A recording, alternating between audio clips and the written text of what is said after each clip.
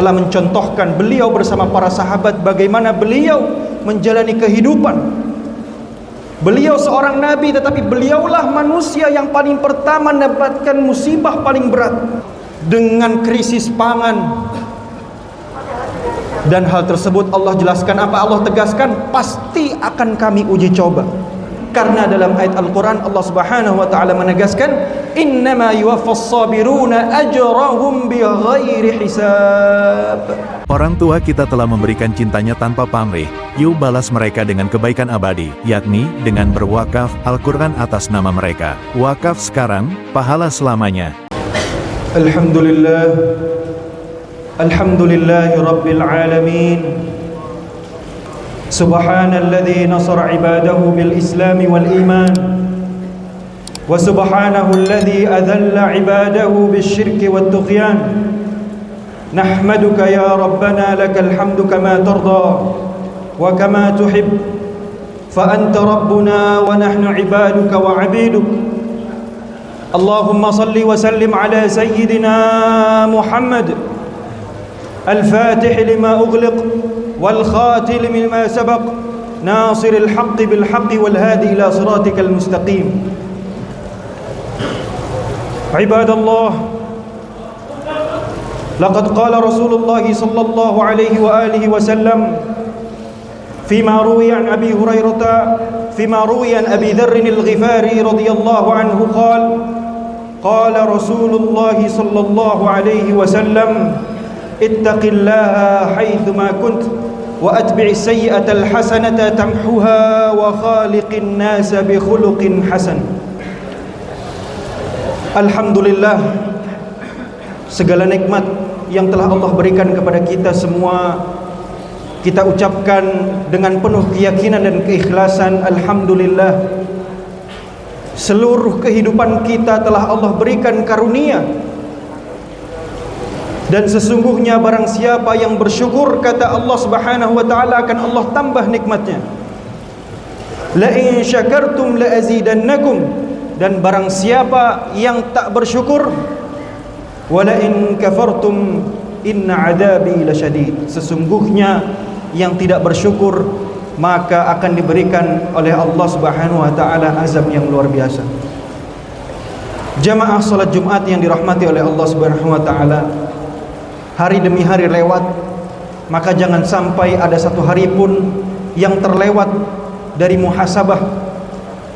Apakah kita semakin dekat dengan Allah Subhanahu wa ta'ala, atau justru kita semakin menjauh dan menolak setiap cahaya yang berusaha Allah berikan kepada kita. Setiap momen-momen kecil di mana Allah ingin selamatkan kita, keluarga kita, apakah kita ambil atau justru kita tolak dan kita lebih menuhankan, lebih meninggikan musibah, lebih meninggikan cobaan yang ada di hadapan kita. Oleh karena itu, suri tauladan kita Nabi Muhammad sallallahu alaihi wa alihi wasallam telah mencontohkan beliau bersama para sahabat bagaimana beliau menjalani kehidupan. Beliau seorang nabi, tetapi beliaulah manusia yang paling pertama mendapatkan musibah paling berat. Oleh karena itu jamaah sekalian, kalau kita bertanya, siapa di antara kita yang hidupnya itu tenang? Maka jawabannya tidak ada. Kalau ada di antara kita yang mengatakan saya yang hidupnya tenang, maka kemungkinan cuma dua. Entah dia sudah pergi ke surga, atau dia adalah seorang manusia, seorang hamba yang tidak tahu dirinya, tidak tahu posisinya. Karena tidak ada manusia satupun yang hidupnya tidak ada cobaan. Kita bisa lihat seluruh manusia yang lahir di dunia ini, ketika dia lahir dia pasti menangis. Itu merupakan bukti bahwasanya tidak ada satu manusia pun yang terlewat dari cobaan Allah Subhanahu wa ta'ala. Maka kalau kita lihat dalam logika, dalam akal terbatas manusia, seharusnya orang yang rajin sholat, para jamaah sekalian yang rajin bersedekah, rajin datang ke masjid, harusnya orang yang paling kaya, harusnya orang yang paling sehat. Tetapi kenapa kok banyak orang-orang kaya tetapi mereka jauh dari masjid? Kenapa banyak orang yang sehat walafiat tetapi mereka bahkan tidak pernah sedekah sepeser pun? Maka disitulah ternyata Al-Quran menggeser paradigma berpikir kita. Dalam bahasa manusia, musibah adalah segala sesuatu yang menimpa seorang manusia dan hal tersebut tidak disukainya. Tetapi ketika kita melihat bahasa yang diturunkan oleh Allah Subhanahu wa taala, maka berbeda.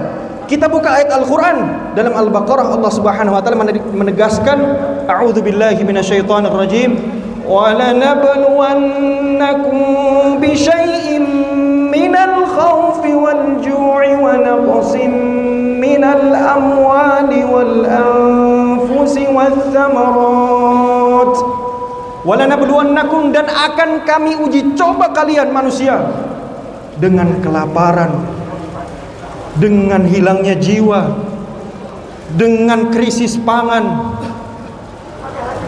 Dan hal tersebut Allah jelaskan apa? Allah tegaskan pasti akan kami uji coba. Berarti jamaah sekalian, dalam bahasa keimanan, cobaan atau musibah adalah cara khusus yang Allah berikan untuk melihat mana hamba-hambaku yang mereka adalah orang mukmin sejati dan mana orang-orang yang hanya mengucapkan keimanan lewat mulut saja. Mana para kekasih-kekasihku yang mereka tetap sholat, mereka tetap bertakwa kepadaku meskipun dunia sedang sempit dalam hadapannya.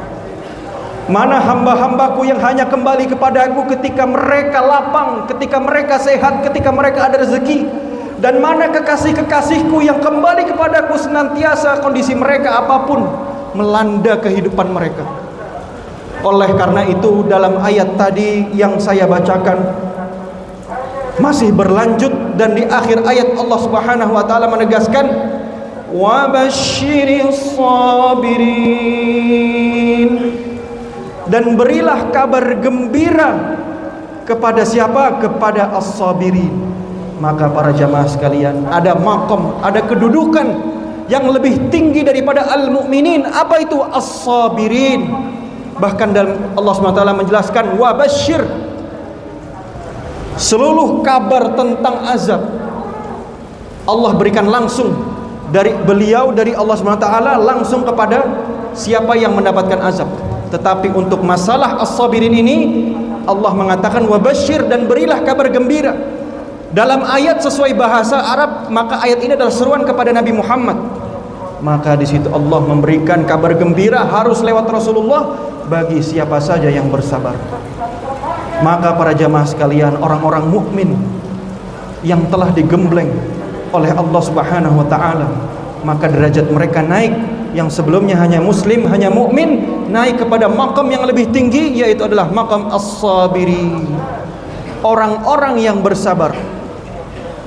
Kita kembali kepada pesan yang diberikan oleh Allah Subhanahu wa taala. Ternyata orang-orang yang sabar, pahala mereka tidak dihitung lagi.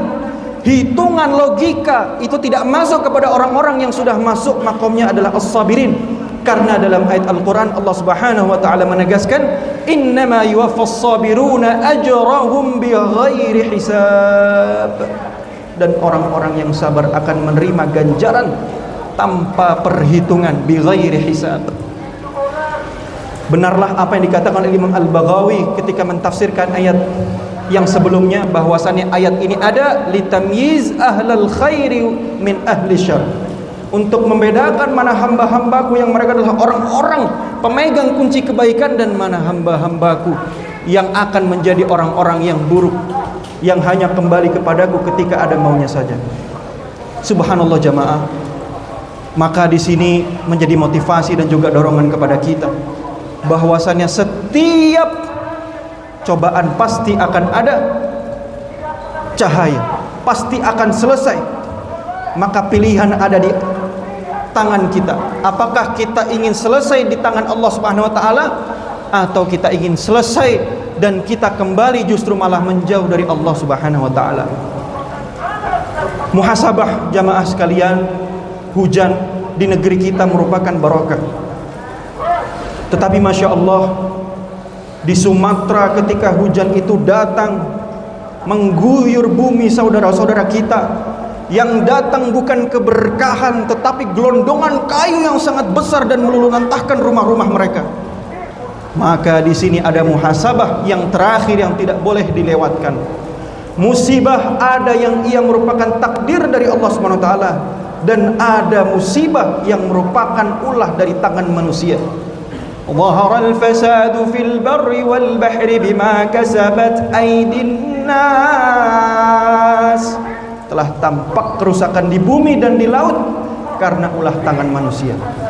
Maka jamaah, saya mengajak kepada segenap kaum muslimin dan juga seluruh masyarakat, musibah ini menjadi peluang bagi kita untuk kembali kepada Allah Subhanahu wa taala, kembali kepada seluruh orang yang sadar dan jujur bahwasannya ada usaha, ada sumbangsih dia untuk menyebabkan musibah tersebut. Maka ini menjadi suatu kesempatan bagi seluruh masyarakat dan juga dan pejabat untuk bertaubat bersama-sama agar menjadi negeri baldatun thayyibatun wa rabbun ghafur. Maka insyaallah kita akan hidup di negara yang sentosa, dan yang paling penting adalah negeri yang diberkahi oleh Allah Subhanahu wa taala.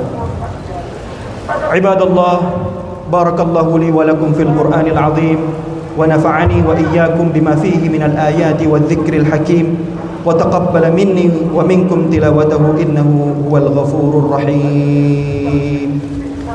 Allahumma salli wa sallim ala sayyidina Muhammad wa ala sayyidina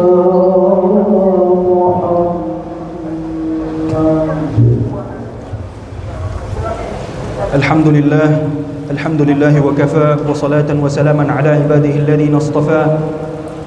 Huwa alladhi tarakana ala al-mahajjati al-bayda la yazighu anha illa halik. Allahumma salli wa sallim ala sayyidina Muhammadin fil awwalin, Allahumma salli wa sallim ala sayyidina Muhammadin fil akhirin, Allahumma salli wa sallim ala sayyidina Muhammadin fil mala'il a'la ila yaumiddin. Hari demi hari terus bergulir. Kita mari dekatkan di tahun baru ini para jamaah sekalian yang dirahmati oleh Allah. Marilah kita jadikan tahun ini merupakan tahun menjemput ridha Allah Subhanahu wa taala. Mari kita ajak sama-sama diri kita, keluarga kita, teman-teman kita, seluruh handai taulani kita. Apapun boleh engkau lakukan, tapi marilah bersama-sama kita dan juga engkau untuk lebih dekat kepada ridha Allah Subhanahu wa taala.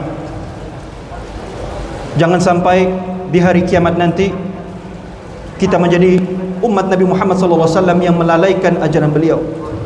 Maka terakhir, marilah, sudah sampai lama sejak musibah itu menimpa saudara-saudara kita, kita jadikan tersebut momen.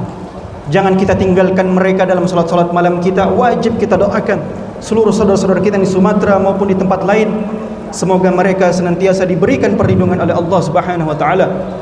Semoga mereka yang hancur rumahnya diganti yang lebih baik, dan mereka yang meninggal semoga dihitung sebagai syuhada, orang-orang yang syahid diterima oleh Allah Subhanahu wa taala. Allahumma ighfir lil muslimina wal muslimat al-ahya'i minhum wal amwat innaka anta qaribun mujibud da'wat ya qadiyal hajat. Allahumma aghnina bihalalika an haramik وبفضلك عمن سواك. ربنا تقبل منا إنك أنت السميع العليم وتب علينا إنك أنت التواب الرحيم. ربنا تب علينا لنتوب واغفر لنا كل ذنب واغفر لنا لكل ذنب واجعلنا من الصالحين من المستقيمين. ربنا لا تؤاخذنا إن نسينا أو أخطأنا. ربنا ظلمنا أنفسنا وإن لم تغفر لنا وترحمنا لنكونن من الخاسرين. عباد الله، إن الله يأمركم بالعدل والإحسان وإيتاء ذي القربى وينهى عن الفحشاء والمنكر والبغي يعظكم لعلكم تذكرون. ولذكر الله أكبر. أقم الصلاة. Orang tua kita telah memberikan cintanya tanpa pamrih, yuk balas mereka dengan kebaikan abadi, yakni dengan berwakaf Al-Quran atas nama mereka. Wakaf sekarang, pahala selamanya.